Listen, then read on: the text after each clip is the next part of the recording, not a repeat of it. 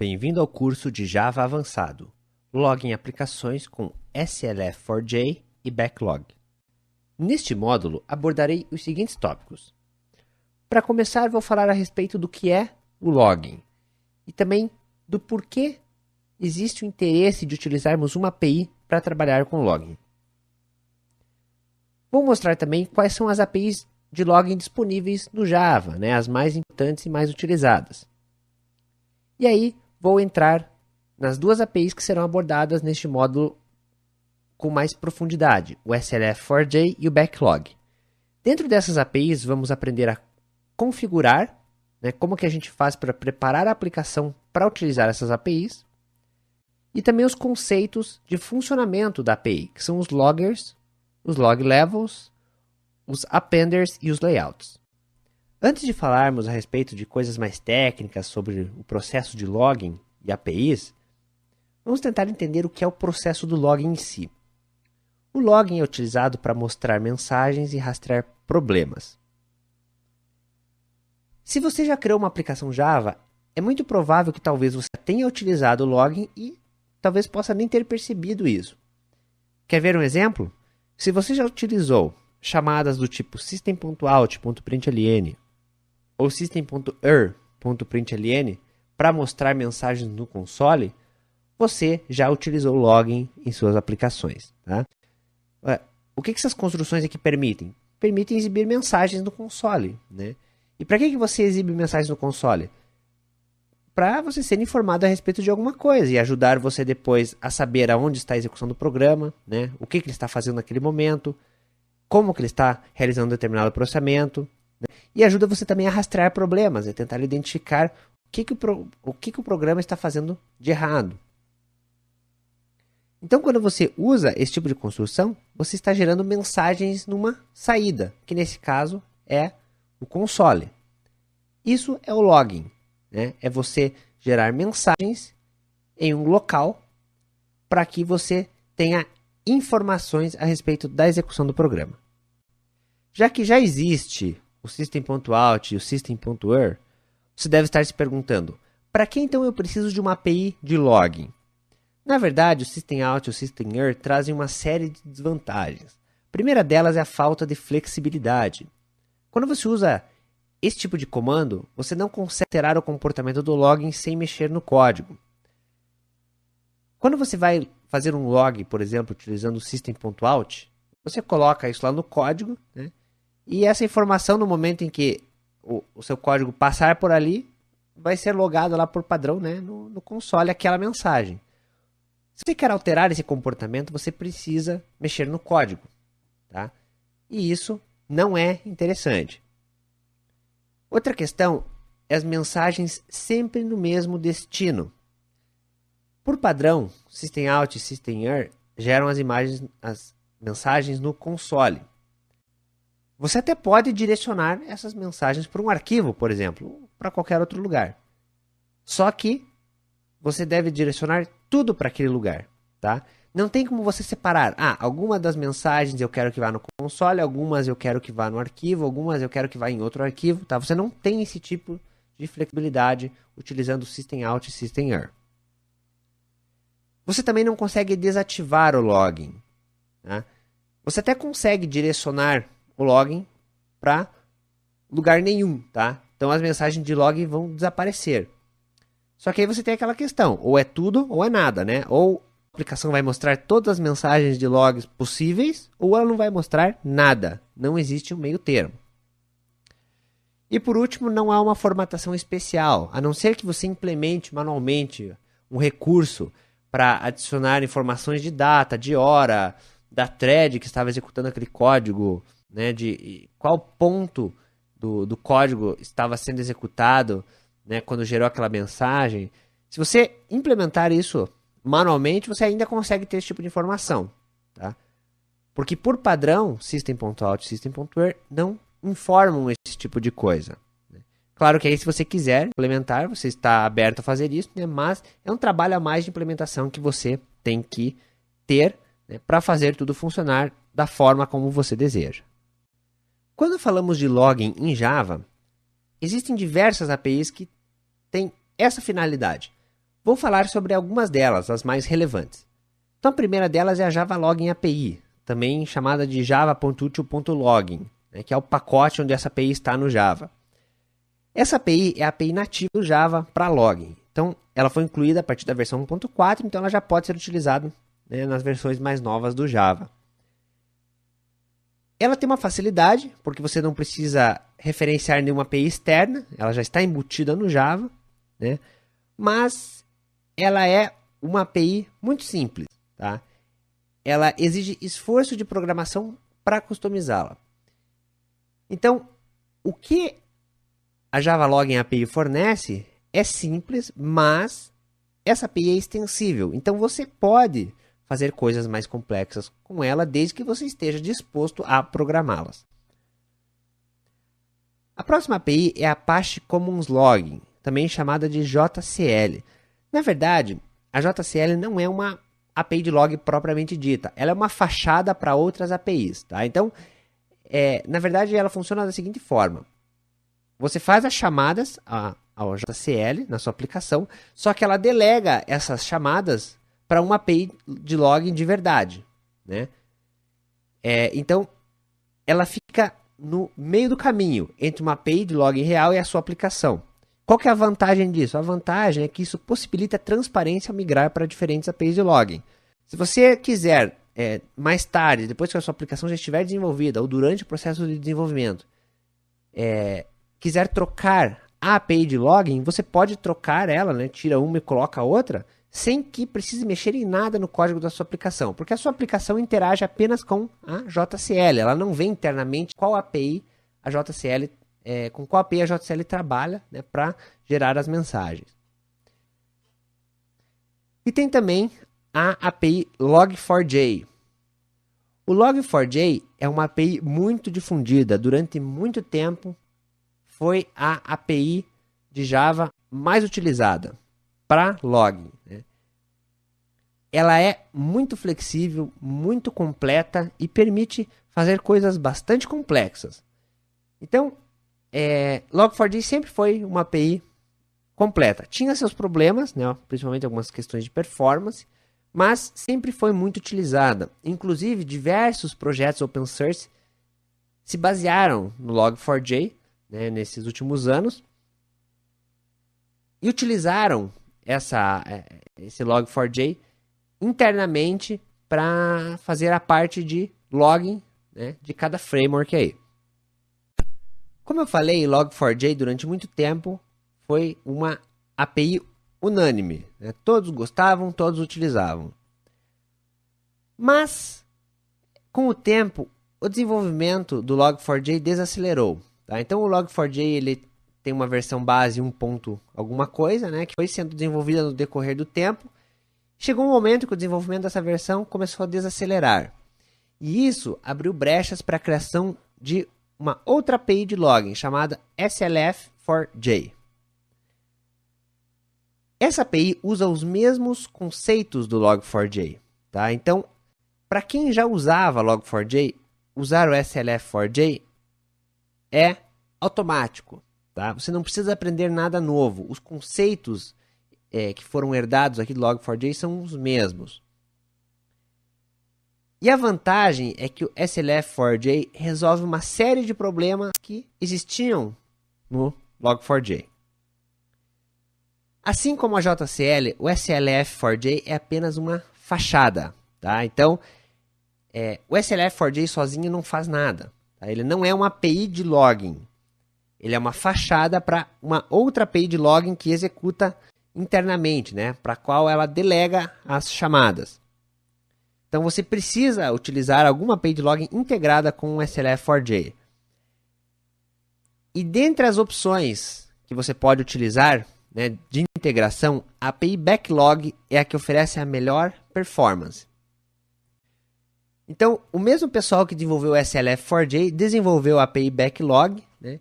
E aí você trabalha com os dois de forma integrada, com uma performance muito boa, né? E essa dupla SLF4j e Backlog é o que tem sido atualmente mais desejado, né, no quesito login. Muitos projetos já se baseiam no SLF4J, né? E cada vez mais essa API está avançando e tomando espaço que antes era basicamente todo do Log4j. Certo, mas e o Log4j? O Log4j, na verdade, ele ainda não sumiu, né? O que aconteceu é que agora existe uma nova versão, né, que é a versão 2, que é uma iniciativa de tentar ganhar mercado novamente. Então, o Log4j agora ele foi abandonado, né, aquela versão 1 ponto alguma coisa, e começaram a trabalhar com uma versão nova, aproveitando algumas coisas que eles aprenderam vindas lá do backlog, né, então estão melhorando performance, estão fazendo algumas melhorias na API, né, para tentar competir de novo com o SLF4J. Vamos começar a falar então especificamente sobre o SLF4J. Primeiro, o que significa essa sigla? Essa sigla significa Simple Login Facade for Java. Tá? Como eu já falei, o SLF4J é uma API que nos últimos tempos vem ganhando mercado muito rapidamente, né? Vem substituindo aí basicamente o Log4j. E muitos frameworks passaram a adotar SLF4J internamente, né?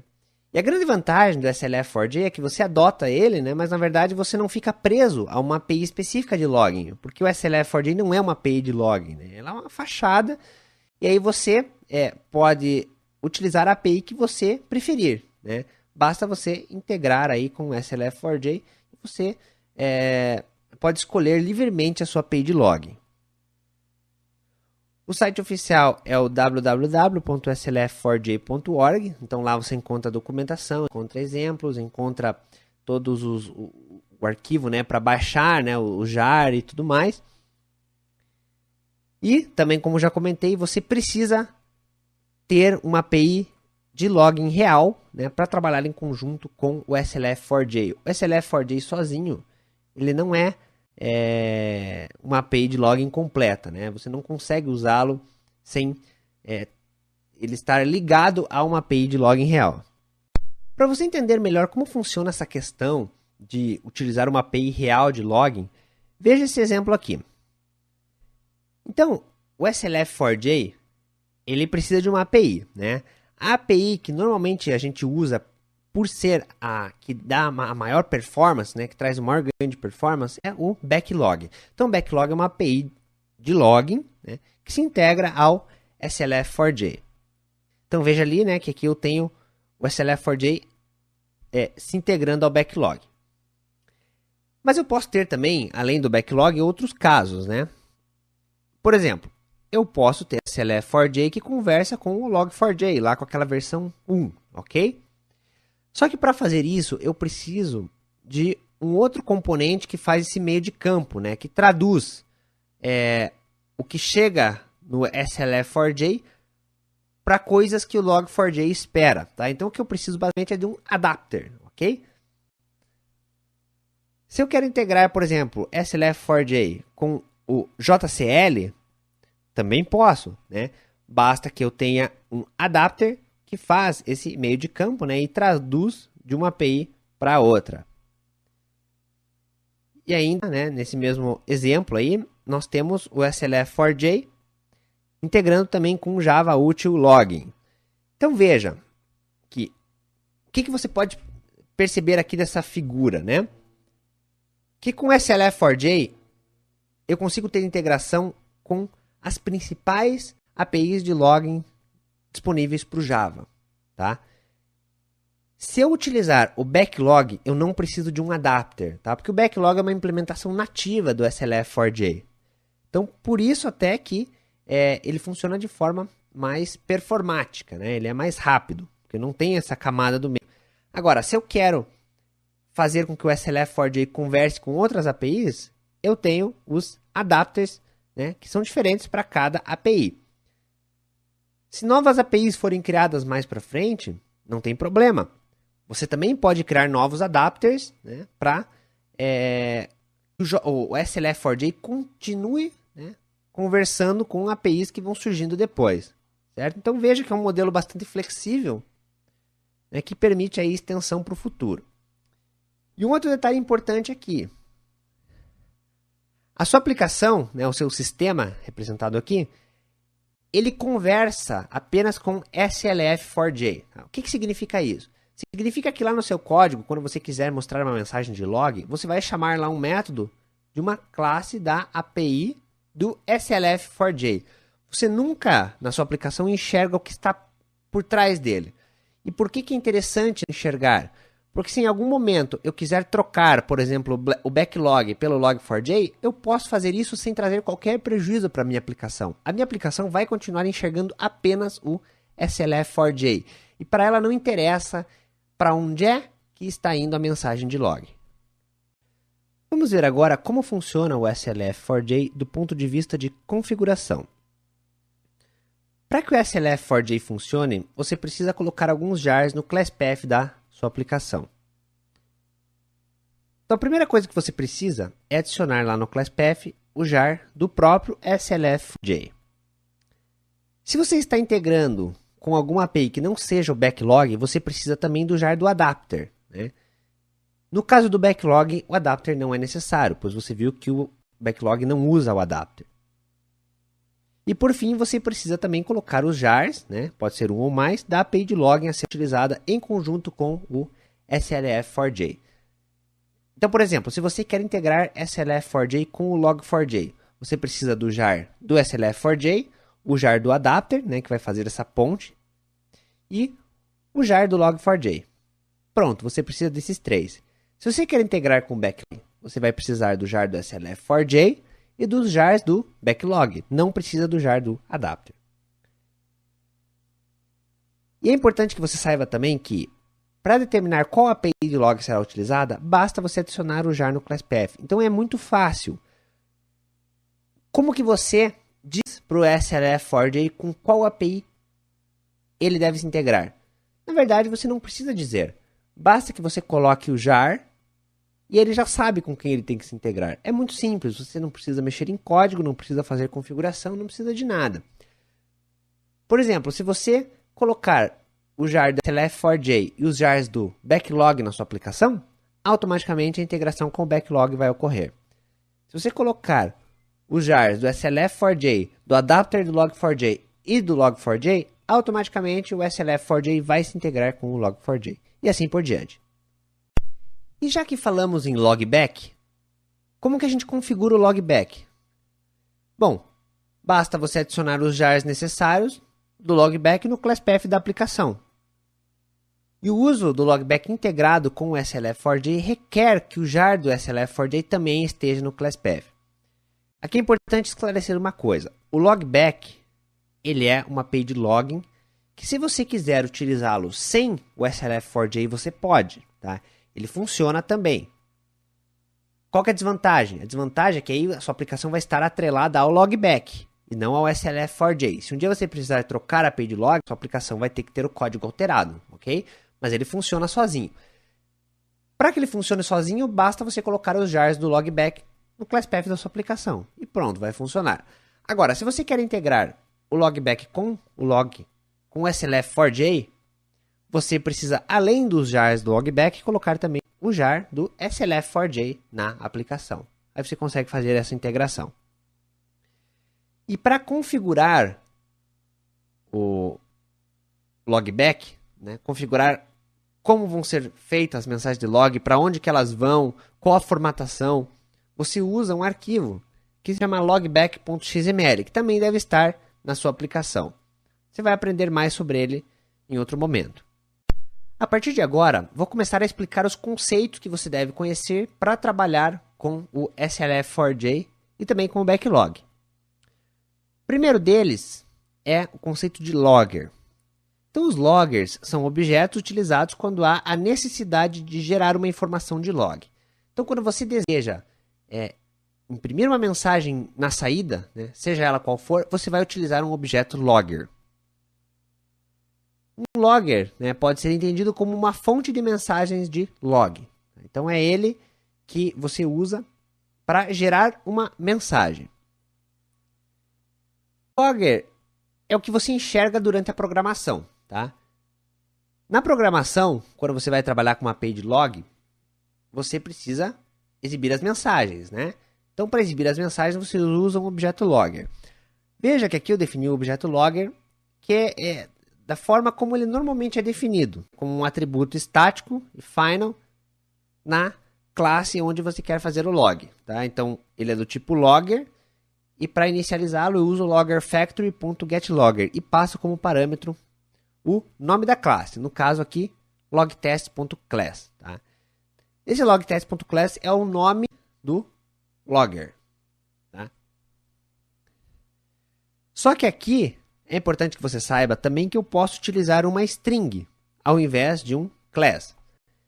Digamos que a minha classe logTest esteja no pacote br.com.softblue. Então, colocar ali o parâmetro logtest.class é equivalente a passar a string br.com.softblue.logtest. Tá? Então, são duas formas que você tem. Normalmente, a mais usual é usar a classe. Né? Mas quando você usa a classe, internamente, essa classe é convertida para o Fully Qualified Name dela, que é o nome da classe com os pacotes, que é o que você está vendo no retângulo azul. Você já sabe que você deve usar um logger para gerar mensagens de log. Mas como você faz isso?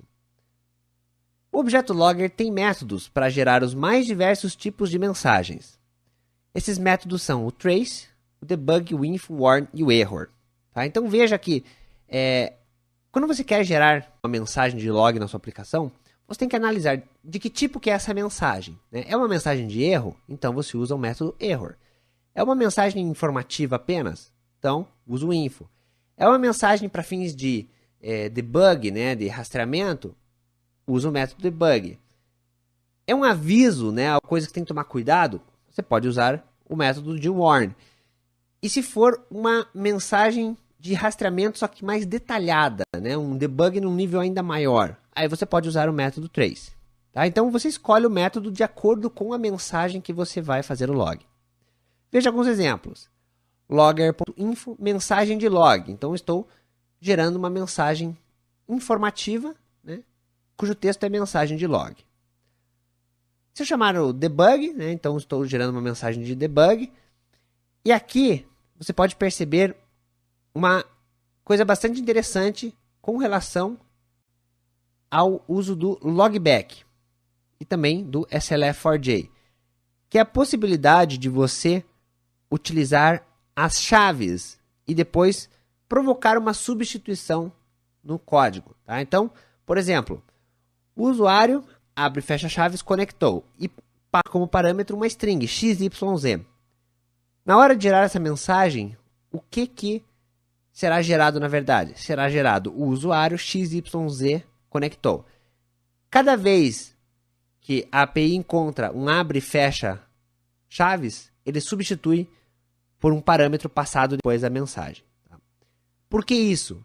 Porque em termos de performance e economia de memória, esse método é muito melhor do que você concatenar strings. Né? Porque a concatenação de strings no Java é uma coisa que aumenta o consumo de memória, né? Porque strings são imutáveis. Então, cada vez que você concatena uma string, você tem que criar uma nova string na memória. Aqui, nesse caso, não. Né? Você tem apenas uma string e a substituição que depois ocorre automaticamente pela API. Então, essa é uma dica importante. Sempre que você tiver mensagens que tenham texto dinâmico no meio, alguma coisa que possa variar, use essa anotação ao invés de utilizar a concatenação de strings. E um outro exemplo, logger.debug, tentativa, abre e fecha chaves de abre e fecha chaves. Né? De novo um exemplo aqui, só que agora passando parâmetros int e dois parâmetros. Né? Veja que o primeiro abre e fecha chaves será substituído por 1 e o segundo por 3. A mensagem resultante aqui será tentativa 1 de 3. Ainda a respeito de loggers, é importante você saber que os loggers têm uma hierarquia. Para que serve essa hierarquia? Para facilitar depois o direcionamento de mensagens, a configuração de como o log vai ser feito. Tá? Você vai entender isso melhor, mas por enquanto vamos nos atentar para a questão da hierarquia. E eu vou mostrar isso com um exemplo para ficar mais claro. Vamos voltar lá de novo ao nosso logger br.com.softblue.logtest. Primeira coisa, cada vez que você tem um ponto no nome do logger, você tem um nível diferente, tá? Então veja o exemplo. br.com.softblue.logtest pode ser quebrado em, primeiro, nível BR, tá? Então, eu tenho o BR e como filho do BR, eu tenho o loggerbr.com. Depois do br.com, eu tenho br.com.softblue. E por último, eu tenho br.com.softblue.logtest, tá? Então veja que eu posso quebrar, tá? De forma que br é o pai de br.com, br.com é o logger pai de br.com.softblue e br.com.softblue é o logger pai de br.com.softblue.logtest. Certo? E quem que é o pai de BR? O pai de BR é o root logger, tá? Então o root logger é um logger especial, tá? Que é sempre pai de todos, tá? Ele sempre é o que fica mais alto da hierarquia. Não existe mais nada além do root logger, tá? Mas todos os loggers estão abaixo dele. Essa questão da hierarquia, como eu já falei, dá maior flexibilidade para configuração. Outro conceito importante é o conceito de log level, ou nível de log. Então existem vários níveis de log que funcionam de acordo com uma hierarquia. Você já conheceu esses níveis, né? Mas eu vou reforçar. O primeiro deles é o trace, representado pelo método trace. Na sequência, nós temos o debug, representado pelo método debug. Depois o nível info, representado pelo método info. Depois o warn, representado pelo método warn. E por último, o error, representado pelo método error. Quando você cria um logger, você deve definir um desses 5 níveis para esse logger. E por que eu tenho que associar um nível a um logger? Porque depois as mensagens de log serão mostradas de acordo com o nível definido pelo logger. Então, por exemplo, se eu defino um logger com o nível info, todas as mensagens do tipo info que forem mostradas, que forem enviadas para aquele logger, serão mostradas, serão geradas na saída. Só que aqui, como eu falei, existe uma hierarquia, tá? Então, se o meu logger definiu o nível como info, mensagens de warn também serão mostradas pelo logger. Por quê? Porque o warn está abaixo na hierarquia do info. Se eu gerar mensagens do tipo error, também serão mostradas pelo logger. Agora, se eu gerar mensagens do tipo debug ou trace, que estão acima de info na hierarquia, essas mensagens não serão exibidas. Vamos ver um exemplo prático de como utilizar esse nível de log. Então, suponha de novo, né, que eu tenho aqui os 5 níveis, trace, debug, info, warn e error. E suponha que no meu logger eu defini o nível info como sendo o nível daquele logger. Agora, imagine que eu vá lá no meu código e use logger.info mensagem, tá? Veja, eu tenho um nível definido pelo logger e eu tenho um nível definido pela mensagem, tá? No caso, eu tenho logger com nível info e mensagem com nível info. A mensagem vai ser exibida? Sim, vai ser. Porque se eu definir que o meu logger mostra mensagens de log do nível info, então se eu peço para mostrar uma mensagem do nível info, ela vai ser exibida. Agora imagine que eu chamo no meu código o método debug para mostrar uma mensagem. Bom, o nível da minha mensagem é debug e o nível do meu logger é info. Debug está antes na hierarquia do que info, tá? Está acima dele. Portanto, essa mensagem não será exibida. Por fim, imagine que eu faço logger.error, tá? Error, na hierarquia, está abaixo de info, que é o nível do logger. Portanto, nesse caso, a mensagem também será exibida.